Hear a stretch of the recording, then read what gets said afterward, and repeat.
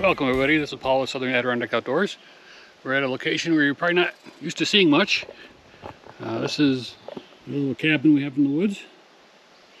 For reference, the sawmill, I'll try to rotate slowly, it is about 100 yards that way, probably a little less than 100. And this was actually on the property when we bought it in 2017. We do have a video on it, redoing it, so I can't remember when we did that, 2018 maybe. We had to lift it up and redo a lot on it, so check out that video. I'll put a link up in the corner. And we don't really use this cabin for much. It's really cold winter storage for chairs for sitting around the fire pit. And of course, it has some little side buildings over here. That one's obvious. That one's just a little storage building the prior owner put four-wheelers and stuff in. We just use it for storage as well. But what I'm over here for today is to try and clean this up a little bit around here. Took out a bunch of trees yesterday, and I'm going to take out a couple more bigger ones today. Just went around the building. So now we're back where the fire pit was and the tractor. And this area here, behind that dilapidated wood pile, yesterday you couldn't see through there. It was full of small diseased beech trees. So I took all those out, and now we're going to take, let's see, these two here and that one there, and maybe a couple more out. And you can see they're all diseased. There's a beech bark disease. That was lumpy bumpy. And if I back up here a little bit and look up, you can see this one's half dead, and this other one here is half dead as well. Actually, that one on the right might be all dead. So I want to get those down to clean up this area, make it a little safer as well. These get brittle when they get the disease, and just make it a little more scenic too. I'm hoping to get more of this view from the angle of over here to the right. And we have other beaches that are to come down too. There's a big one there. And over here by this yellow birch, there's another beach to come down. And very soon's around the perimeter. So we're gonna have a lot of beech firewood, baby, if it's still good. Anyways, I'll get the saw up and we'll get going. I did bring the Kubota winch over, because some of these will require, not necessarily pulling, but guidance in the right direction, just so they don't fall on the cabin or something.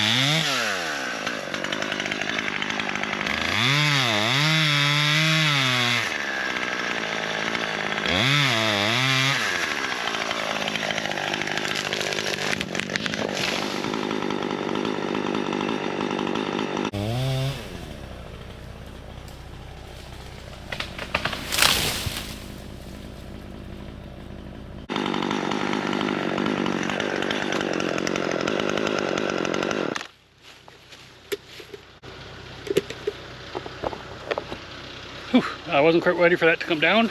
Guess I had more tension on it than I thought with the cable. But it's a good thing I had the cable on, because it did go where we were supposed to. Andy stopped in with a new toy for the orchard. And this is Mike Wilson's fault we got this. 24-inch, well, basically hedge trimmer, but for cleaning all the brush around the trees, apple trees down at the orchard. A lot of using the string trimmer. Working good so far? Awkward. We'll see. I'm sure you'll get used to it.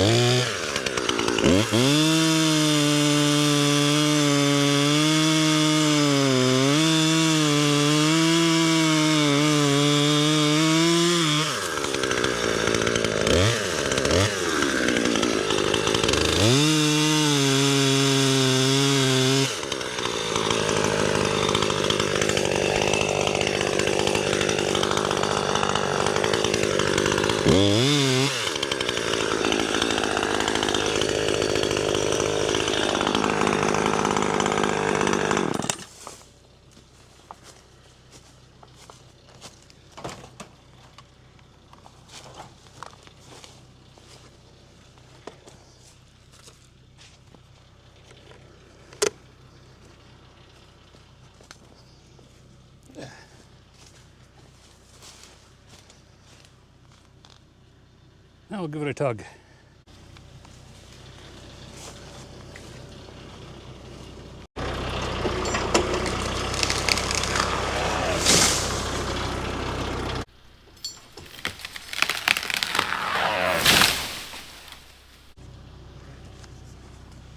On that tree I didn't have a convenient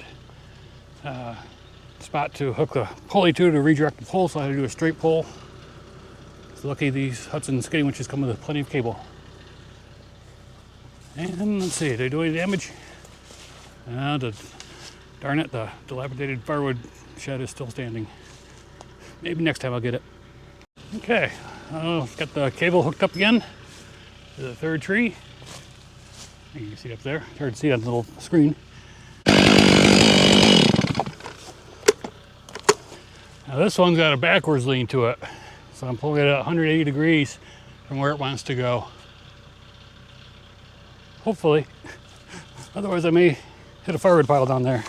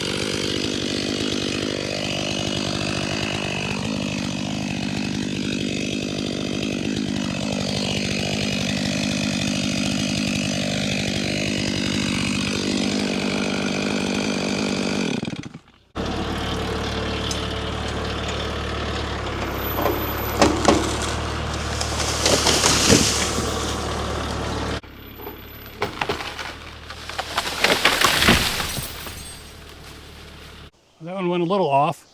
Basically fell right on top of the prior one. Not a bad spot. I left the hinge a little wide on one side. I think that was the reason. But it made for easy cleanup of the dead stuff that broke out of the top. I can just take these dead pieces and put them in the fire pit. All right, well, I got one more tree to take care of. That's over here. Beech next to the yellow birch. I like the yellow birches. Don't care for diseased beeches, however.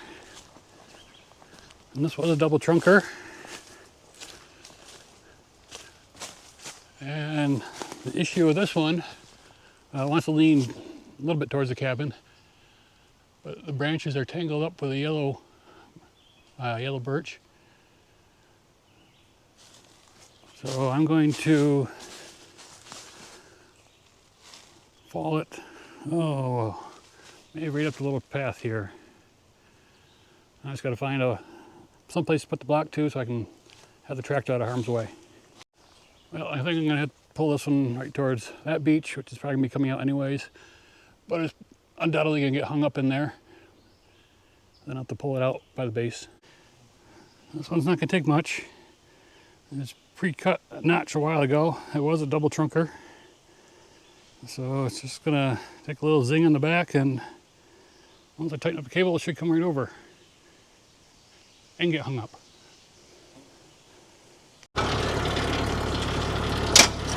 Okay, I'm going to snug it up.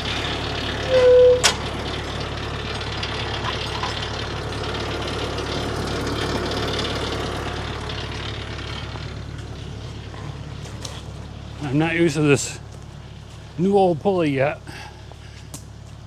Yeah, okay. Just want to make sure everything is in the groove and so forth.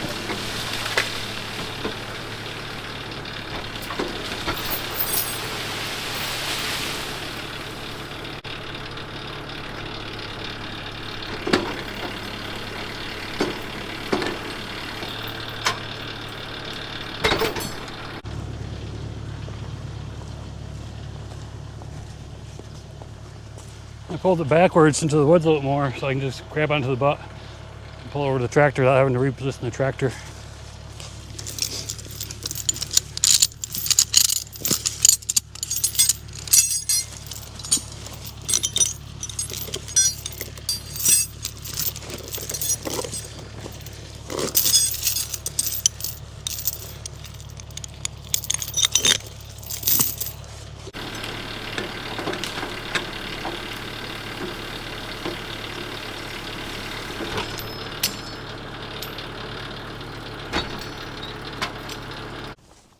I forgot to put you way up there.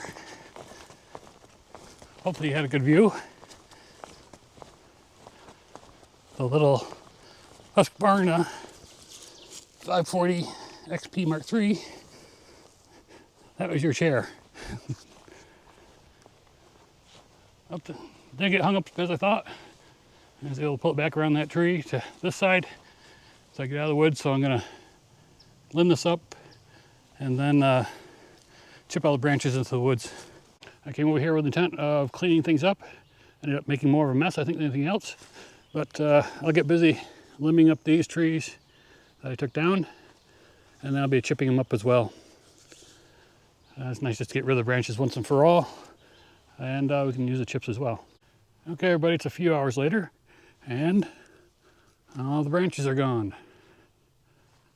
Chipped into little bits. And I think the view looks much better, much more open. And the WoodMaxx WM8H splitter worked like a charm. I did some work on it over the past, early spring. Let's see, what did I do? It made a world of difference too. I replaced the filter. And let's see, on this side I replaced the in-feed roller motor. Replaced the hydraulic fluid, replaced the pump, which is down there, and replaced all the belts. There's 5 of them, 4 run the flywheel and 1 runs the pump.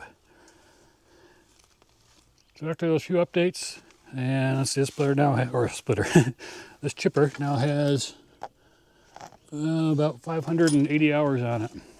So it's time for some updates, and it's made a world of difference. It's almost like new now. All right, well, I hope you liked this video. Be sure to like and subscribe, and we'll see you again next time. Have a good day.